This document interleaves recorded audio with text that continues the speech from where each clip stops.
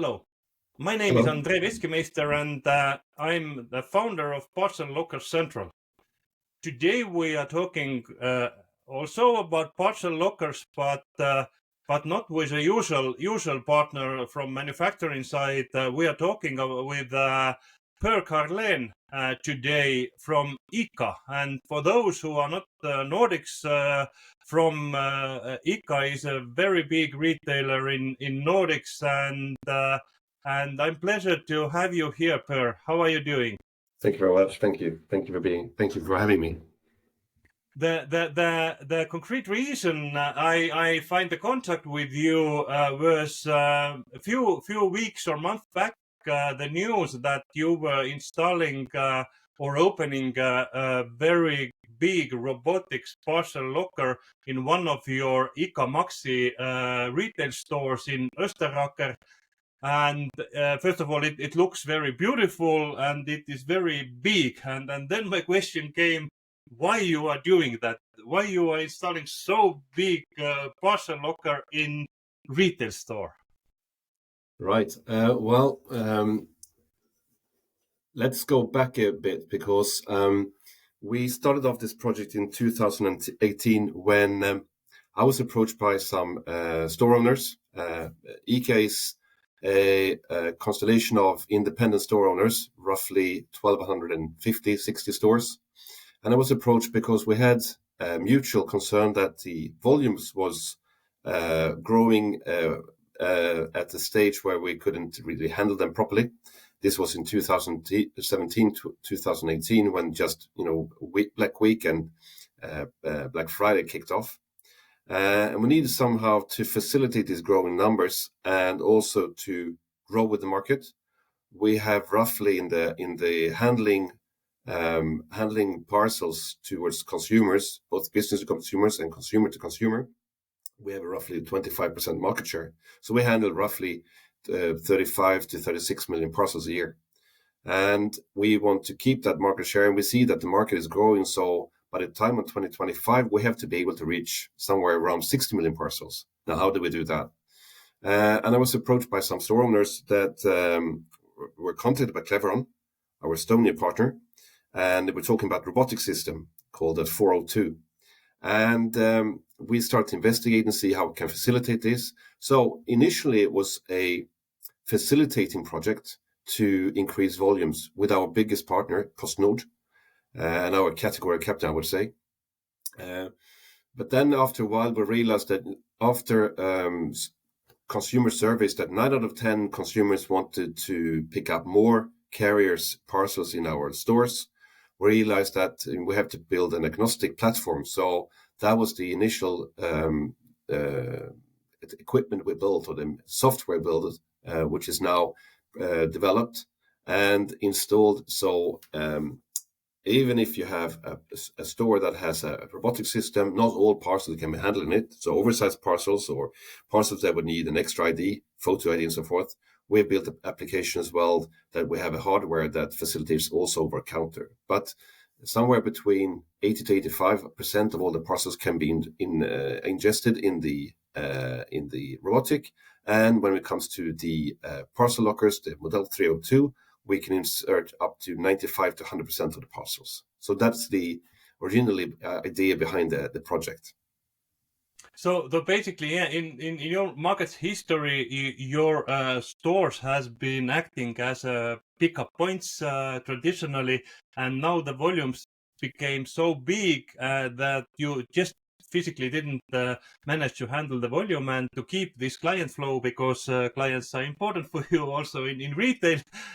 You are now installing into automatization, and actually you are building sort of agnostic parcel locker network around the country with additional services. So I think this is a brilliant story and use case how to use parcel lockers in very clever way.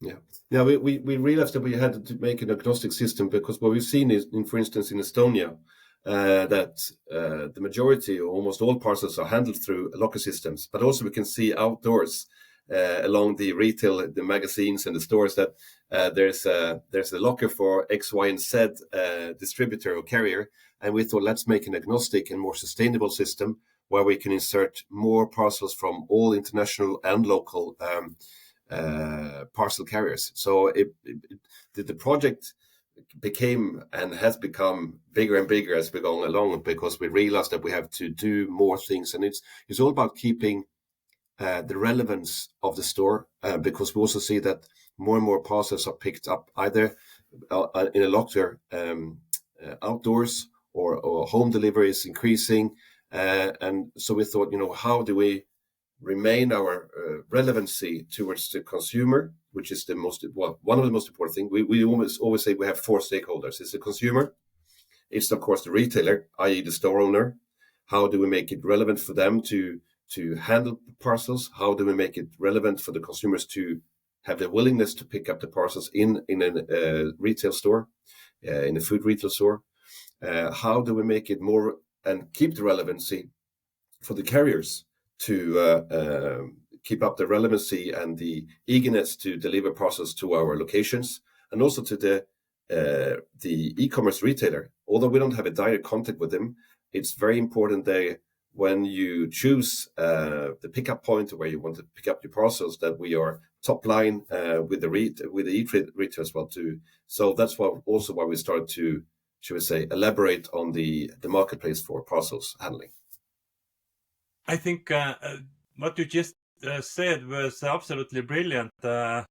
You are sort of looking for the market with all stakeholders' interest, not only you as a retail, but as a carrier, as an e-commerce. In some cases, they are your competitors.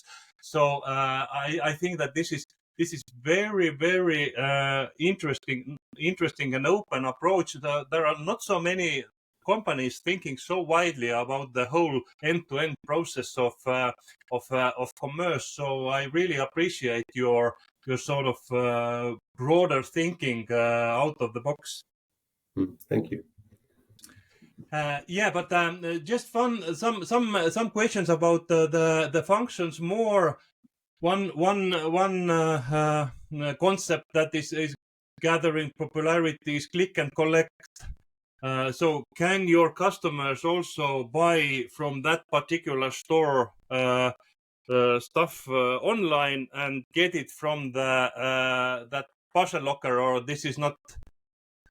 That might be an additional service that we will have in the future. What we have done now is making sure that all the, should we say, initial functions is more stable, given the fact that we are working with large carrier firms, both local but also international firms, with a different needs, rules, processes, routines, which makes it, we want to make sure that the basic functionality is up and running first, and then we'll start looking at how can we, shall we say, capitalize more on the flow of consumers coming into the stores and picking up parcel, making more errands. How do we communicate with them? Today we still have the carriers that have the communication, but we have opened up a dialogue with some of them to say, should we take over the end of communication to the consumers, and maybe remind them of the campaigns or the offers we have this week from the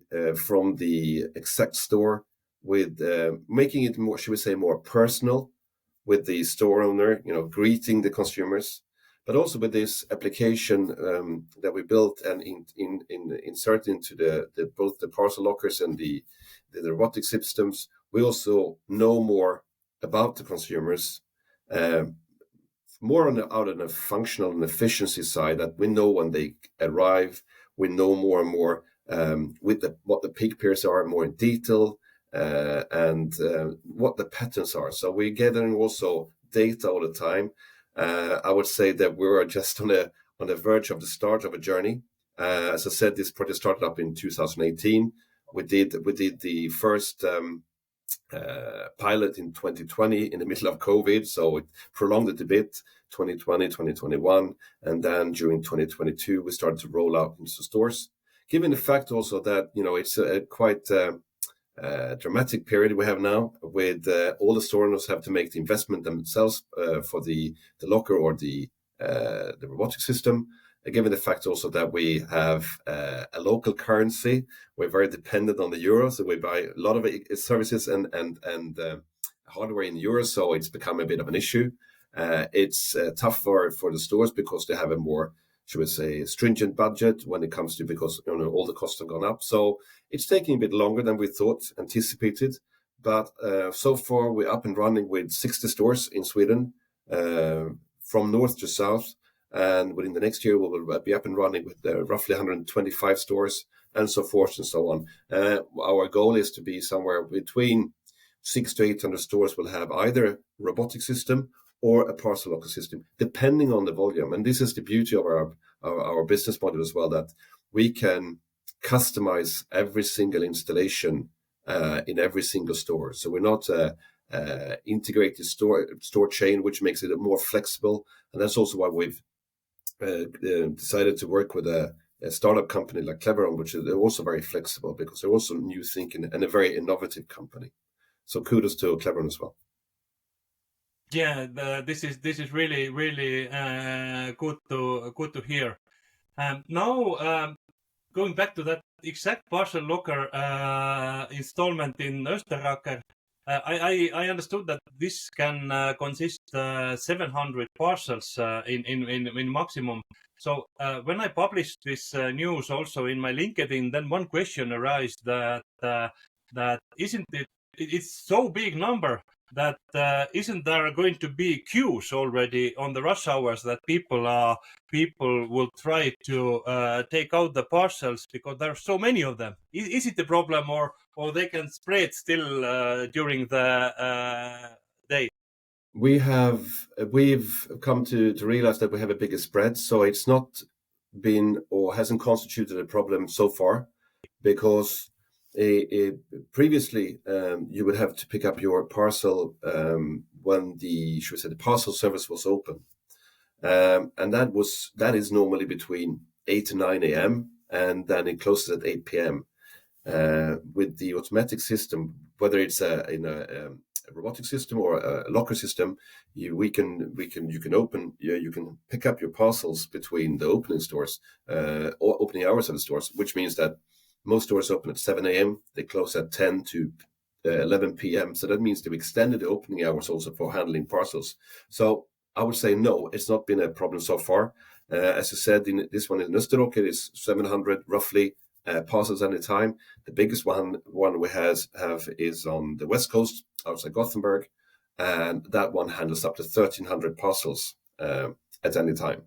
So we also had some question marks, only one place to insert and take out the parcel. Is that going to constitute a problem? But because the system is so quick and so clever and also very automated, it hasn't been an issue. Quite a lot of the parcel deliveries are at a time when consumers are at work. So in the afternoon or somewhere between lunch and up to 8 to 10 in the evening, we don't insert parcels. So no, it hasn't been a problem. Yeah, and then you have one more very good big advantage. If you have a standalone parcel locker, then your capacity is limited. There are only a certain number of lockers that you can insert parcel with. But in your case, you have just around the corner, you have a huge store. You can store the overcapacity and manage them later on. So it's very beautiful model. Yeah, and that was also the one thing we thought about the software that we build, that the consumer, should we say, I go back, the software is constituted a way that it's the same software integrated into the Cleveron system and as well as in the hardware system over the counter. So when the staff registered the parcel's arrival, then it's either inserted into the parcel locker or the robotic system or on the shelf. Now, the consumer will know through an SMS, through the carrier, that where is the parcel to be collected. Now, for instance, if we were to be full in the Model 4.2, which hasn't happened so far because the store owners build capacity that would reach more than 50%, up to 100% more than what they have today to build for the future. Now, if you would be full within the lockers, for instance, you could register the parcel on the shelf. Then when you realize we have more so we have more space in the lockers from the robotic system, we can move the parcels, scan it into the parcel locker or the robotic system, and then a new SMS is triggered. So change of location, now you can pick it up in the robotic system instead.